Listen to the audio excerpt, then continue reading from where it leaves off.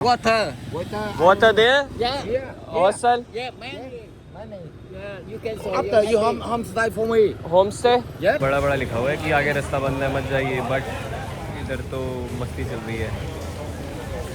सारे boat ride पे इन्हें फ़र्क नहीं पड़ता कि दुनिया क्या कहती है, इन्हें तो मस्ती करनी है। भाई दिक्कत अब ये हो चुकी है कि मैंने जो हॉस्टल बुक करा था उसके अंदर आपको एडवांस पेमेंट करनी थी। मैंने एडवांस पेमेंट कर दी थी 30-40,000 वियतनामीज डोंग की ऑनलाइन। अब लेकिन अब उस तरह वो इफेक्ट हुआ है बारिश की वजह से। गाइस इतना अच्छा हॉस्टल था ये, भाई चाइना से मिला मुझे, प्रियंका दी मुझे मिली मुंबई से, और ये रहे हमारे host. Thank you so much, you are a really good host, love staying at your hostel.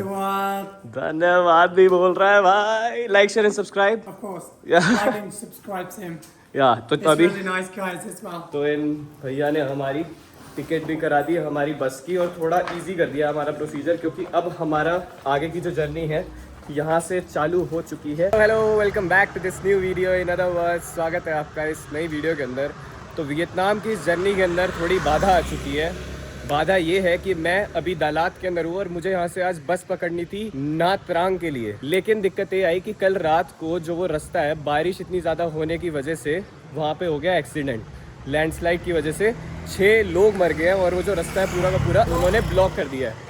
तो अभी कुछ पता नहीं है वो रास्ता खुलेगा कब, नहीं भी खुलेगा, किसी को कुछ नहीं पता। तो मैंने सोचा इस ट्रिप को इधर ही रुकने के बजाय और मैं 4-5 दिन रुकूँ, इट्स बेटर मैं कोई और जगह पे चला जाऊँ, कोई और रास्ते से। तो इसीलिए मैंने कहा आज हॉस्टल से निकलते हैं, और अब मैंने बस टिकट बुक कराई है होई आन के लिए। जो रास्ता है वो 12 से 13 घंटे का रास्ता है, और अभी बारिश की वजह से कुछ नहीं कह सकते, वो 14 से 15 भी हो सकता है। तो भाई आ गई अपनी मिनी बस, बाकी सारे ट्रैवलर्स भी हैं।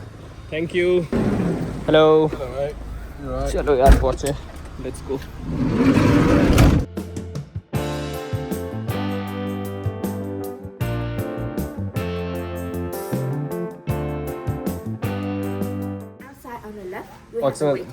Okay, thank you so much. तो ऐसी कुछ है, देखो टिकट हमें मिल गई है और इसका प्राइस मुझे पड़ा है 490,000 वियतनामीज डोंग, जो कि ज़्यादा है। यहाँ पे मैंने एक चीज़ नोटिस करी है, वियतनाम के अंदर आप किसी जगह पे भी जाओगे ना, वहाँ पे खाना सस्ता है, रहना सस्ता है, लेकिन उधर पहुँचना महंगा है। बसेस महंगी होती हैं, लेकिन उससे ज़्यादा महंगी होती हैं यहाँ की ट्रेन्स, और ज़्यादा कुछ ट्रेन चलती नहीं है, एक तो जगह पे चलती है। तो ये है इनका वेटिंग एरिया। मतलब बताओ, हर जगह पे आप जाओगे ना, कॉफ़ी कल्चर इतना है यहाँ पे, हर जगह कैफे है और इतनी अलग अलग टाइप की कॉफ़ी मिलती है यहाँ पे। जैसे मैंने ये वाली मंगवाई है, कोकोनट कॉफ़ी, जैसे 35,000 वियतनामीज डोंग, ये $1.25 है, कुछ ऐसे पड़े, 100 रुपये की।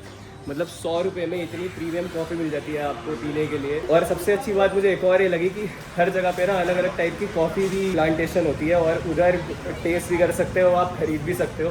तो अलग अलग रीजन में जाओगे आपको अलग अलग टाइप की कॉफ़ी पीने को मिलेगी।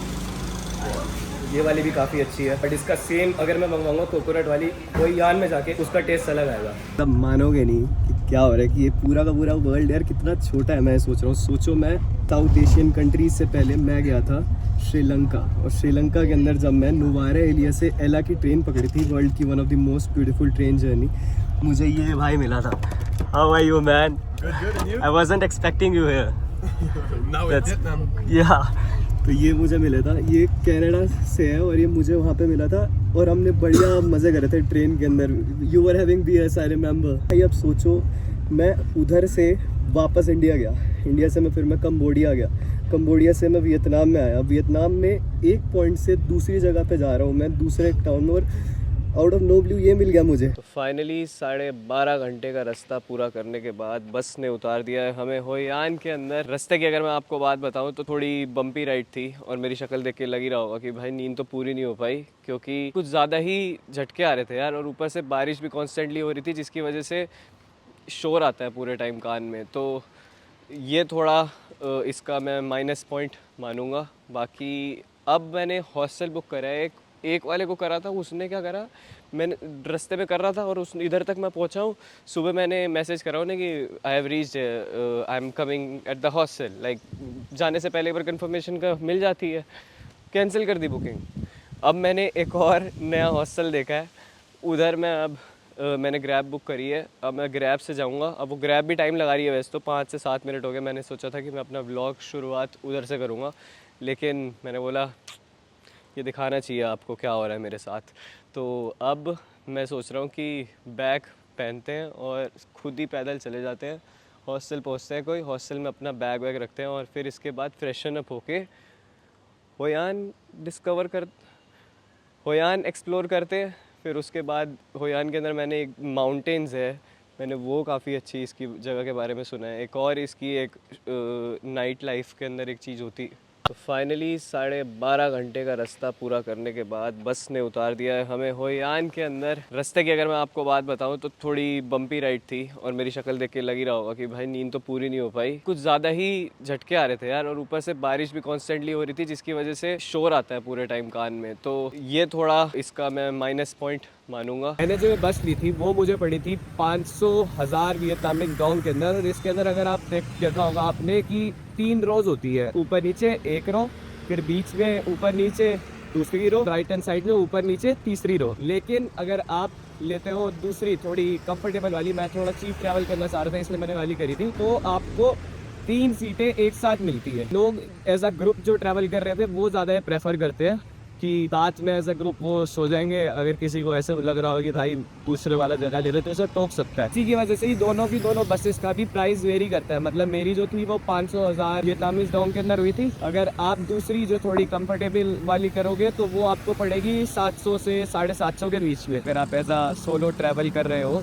तो अपना खाने का जो सामान होता है ना वो साथ में लेके चलना, क्योंकि ये इन्होंने पूरी बस ने पूरे रात में 12 घंटे के रास्ते में सिर्फ एक स्टॉप लिया था और उधर खाने का ऑप्शन था ही नहीं। उधर था तो सिर्फ और सिर्फ बीफ का था और कोक का था। बस एक चीज़ जो मुझे टेंशन दे रही है काफ़ी ज़्यादा, वो दे रही है इधर का मौसम, क्योंकि फोरकास्ट के हिसाब से आज यहाँ पे भी बारिश लिखी हुई है। तलात इतना अच्छा हिल स्टेशन है वो इसीलिए मुझे मज़ेदार नहीं आया, क्योंकि बारिश बहुत ज़्यादा हुई थी वहाँ पे। 24 घंटे तो मैंने ये रहते, उससे पहले से वो कह रहे थे कि 6-7 घंटे पहले स्टार्ट हुई थी। और मतलब सोचो आप 30 घंटे लगातार बारिश नॉन स्टॉप, मतलब रुक ही नहीं रही है। कि कुछ होती है ना कि 1 घंटे के लिए रुक जाती है, 2 घंटे के लिए रुक जाती है, नहीं। उनका जो ड्रेनेज सिस्टम जो मैंने आपको दिखाया था वो ऊपर तक पानी भर गया था, उसका इतनी तेज़ बारिश हो रही थी। और अब होयान के अंदर भी वो कह रहे हैं कि बारिश लिखी हुई है आज। बस ये यार बारिश ख़राब कर देती है बस मूड सारा का सारा। बैग संभालो, बैग संभालने के बाद उसके अंदर सामान है वो संभालो, फिर कपड़े संभालो, फिर कपड़े लेके आओ और उसे पहले सुखाओ। सुखाए नहीं तो फिर वो गीले कपड़े बैग के अंदर डालो। मतलब समझ रहे हो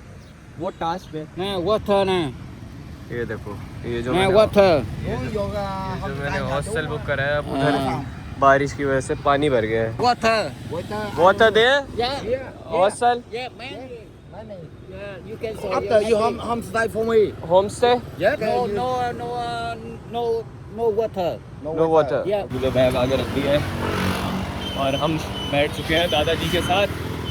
हमारे होयान के पहले दादाजी हैं। जैसा कि आप इस वीडियो के अंदर देख सकते हो, ये है होयान का हेरिटेज सेंटर। और फ्लड की वजह से इधर इतना ज़्यादा पानी भर गया था कि जो पुराने घर हैं और शॉपकीपर्स जो हैं जिनकी शॉप्स है हेरिटेज सेंटर के पास, वो सारे उस एरिया के अंदर अटक गए थे। और जो टूरिस्ट भी हैं जो उसके आसपास रुक रहे थे वो भी बाहर नहीं आ पा रहे थे। मैंने जो अपना हॉस्टल बुक करा था वो इस एरिया के अंदर ही करा था और इसी के चलते ही मैं अंदर नहीं जा सकता था अपने हॉस्टल के पास।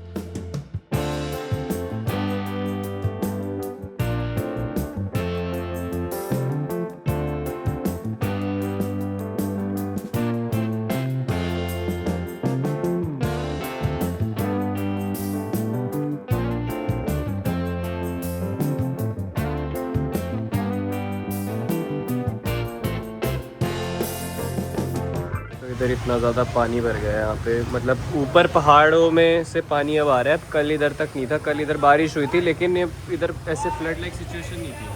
लेकिन अब वो वाली साइड पूरी की पूरी बंद हो चुकी है। आपको अगर मैं वीडियो के अंदर आगे तक दिखाऊँ, वो इधर आगे नदी बह रही है तो दिख रही है आपको, ये सारा पानी बाहर आ गया। अगर आप इधर देखोगे फ्लड लेवल इधर तक आ जाएगा। सोचो ये मेरी आधी हाइट से भी थोड़ी ऊपर है। बड़ा बड़ा लिखा हुआ है कि आगे रास्ता बंद है मत जाइए, बट इधर तो मस्ती चल रही है। सारे बोट राइड पे इन्हें फ़र्क नहीं पड़ता कि दुनिया क्या कहती है, इन्हें तो मस्ती करनी है। पूरा यूनेस्को हेरिटेज साइट मेन उसको देख के करा था, तो अभी आगे से बस एक चक्कर मरवा के इधर वापस जाएंगे। मेन जो है ये जो चेकआउट कर रहे हैं हॉस्टल में से, मेरा भी हॉस्टल उसी तरफ था, तो उनके बैग वैग्स ला के इधर दे रहे हैं, मतलब इतनी बुरी हालत हो गई है भाई। दिक्कत अब ये हो चुकी है कि मैंने जो हॉस्टल बुक करा था उसके अंदर आपको एडवांस पेमेंट करनी थी। मैंने एडवांस पेमेंट कर दी थी 30-40,000 वियतनामीज डोंग की ऑनलाइन। अब लेकिन अब उस तरह वो इफेक्ट हुआ है बारिश की वजह से। अब मैं ये दादा ये वाले होम स्टे लेके आया, मुझे हॉस्टल है वैसे तो, होम स्टे नाम लिख रखा है हॉस्टल एंड होम स्टे। ये जो ले रहे हैं रूम के वो ले रहे हैं 140,000। तो मैंने बोला भाई थोड़ा डिस्काउंट दे दो, पर नहीं मान रहे। ये वही वाली सिचुएशन हो चुकी है, गरीबी में आटा गीला वाली।